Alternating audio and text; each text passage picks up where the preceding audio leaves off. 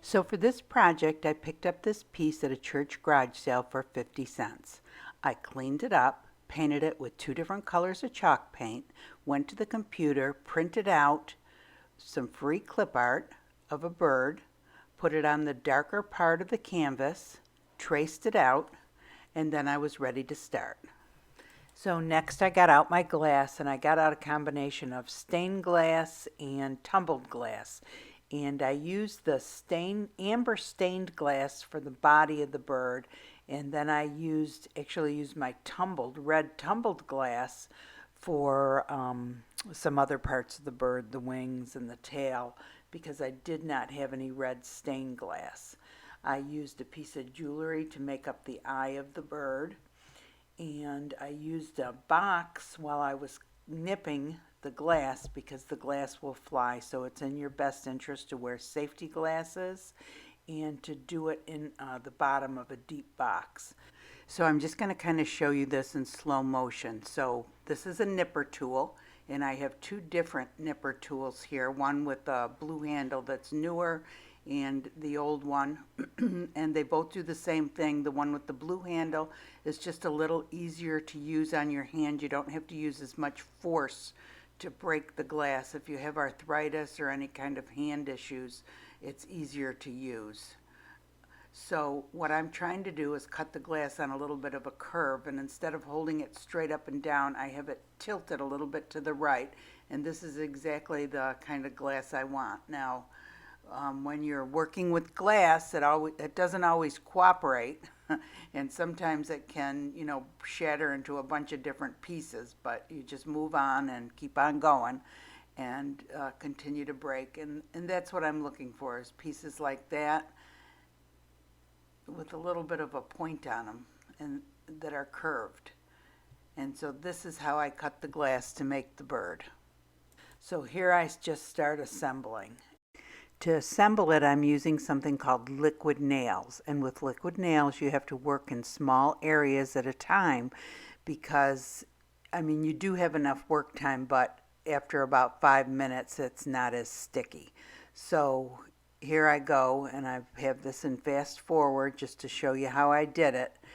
And as I progress on with this, I realize that I probably should have painted the area that the amber glass is going to go on amber, because it's making the bird look really dark. So anyway, if you continue on to the end of the video, you'll see what I end up doing. When using liquid nails, you'd need to do it in a well-ventilated area and wear a respirator or some type of a mask to protect yourself from the fumes.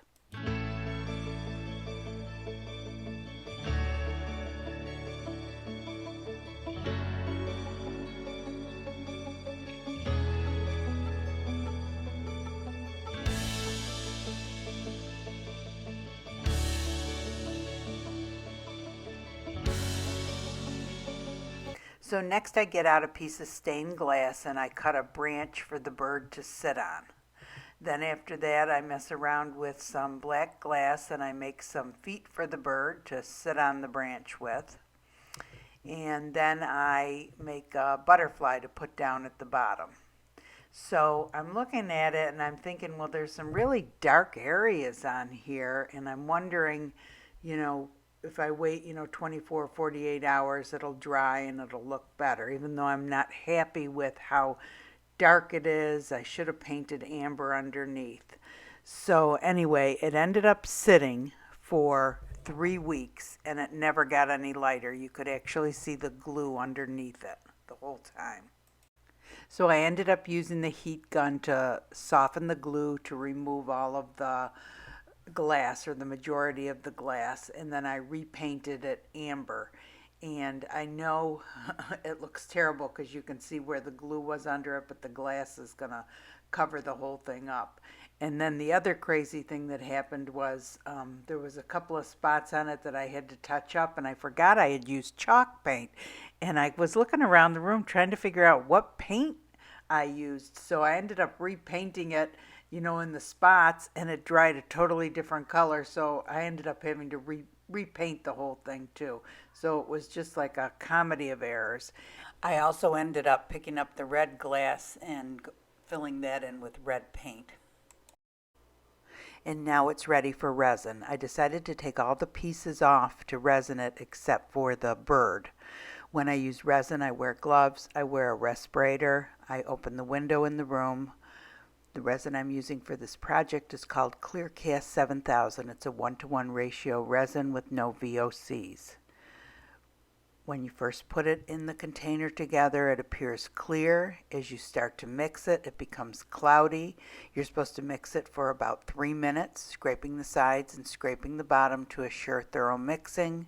The slower you mix it, the less bubbles you'll get. I know it looks like I'm mixing it really fast, but it's because I have the video sped way up. You'll notice about time when it's thoroughly mixed that it becomes clear again. When the resin's ready, I usually spoon it over the glass first, and then I use my finger to spread it around on the canvas to make sure that it's thoroughly covered.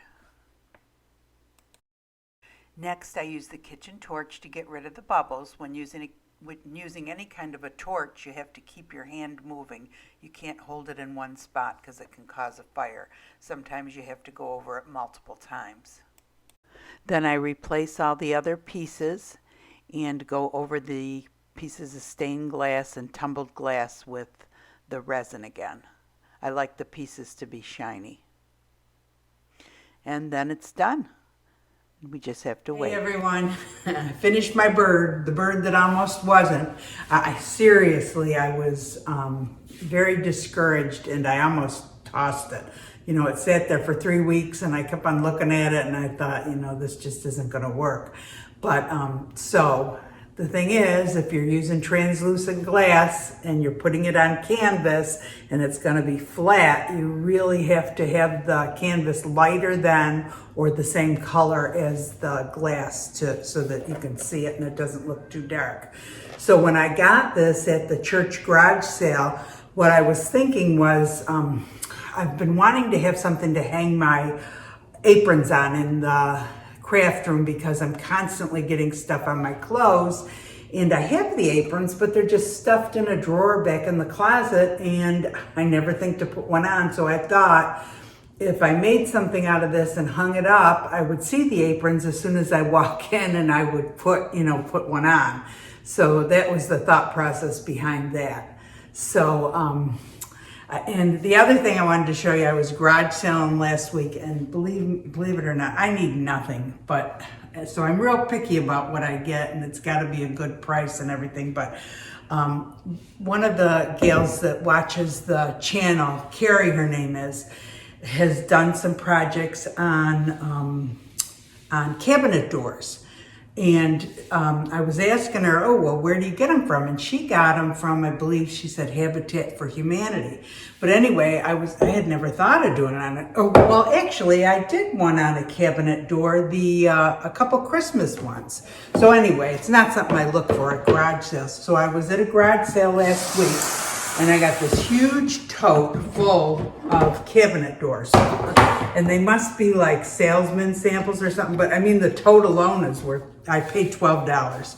So the tote alone is worth $12. So they're all cabinet doors like this. So you got a little frame, and then you can do some kind of, you know, art or glass work in there and pour resin over it or Mod Podge. But I got a dozen of them, and I think they're so cool. So I'm gonna try to make something with these and see what happens.